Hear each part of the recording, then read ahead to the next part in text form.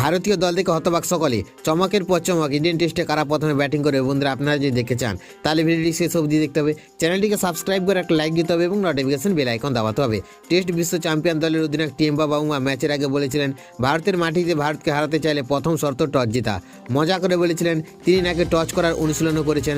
অবশেষে ইডেন গার্ডেন্সে সেই অনুশীলনের ফল মিলল। টস জিতে ভারতের বিরুদ্ধে প্রথমে ব্যাটিং করার সিদ্ধান্ত নিল দক্ষিণ আফ্রিকা। যে পিচে প্রথমে ব্যাট করে পরে স্পিন প্রতিপক্ষকে চাপে ফেলার পরিকল্পনা করেছিল ভারত, ম্যাচ শুরুর আগে সেই হিসাব উলটপালট হয়ে গেল, কারণ ভারতকে প্রথমে বল হাতে নামতে হবে। কিন্তু আরও বড় চমক এলো ভারতীয় একাদশে।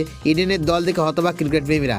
একসঙ্গে 4 স্পিনার নিয়ে নামছে ভারত। প্রত্যাশা মতো জাদেজা, ওয়াশিংটন সুন্দর এবং অক্ষর প্যাটেল খেলছেন।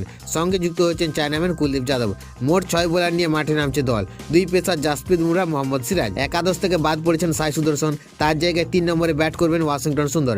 আর এক অন্যান্য সিদ্ধান্ত, দেশের মাটিতে প্রথমবার টেস্টে 2 উইকেট কিপার একসঙ্গে খেলাচ্ছে ভারত। ঋষভ পন্থ নিয়মিত কিপার হিসেবে খেলবেন আর ধ্রুব জুরেল থাকবেন বিশেষজ্ঞ ব্যাটার হিসেবে। ইডেন টেস্ট শুরুর আগে এই সিদ্ধান্তগুলো ঘিরে তৈরি হয়েছে প্রচণ্ড উত্তেজনা। আর দুই দলের লড়াই অপেক্ষায় এখন ক্রিকেট ভক্তরা। ভারতের একাদশ: কে রাহুল, যশস্বী জয়সওয়াল, ওয়াশিংটন সুন্দর, শুভমন গিল অধিনায়ক, ঋষভ পন্থ উইকেট কিপার, রবীন্দ্র জাদেজা, ধ্রুব জুরেল, অক্ষর প্যাটেল, কুলদীপ যাদব, জাসপ্রীত বুমরাহ, মোহাম্মদ সিরাজ।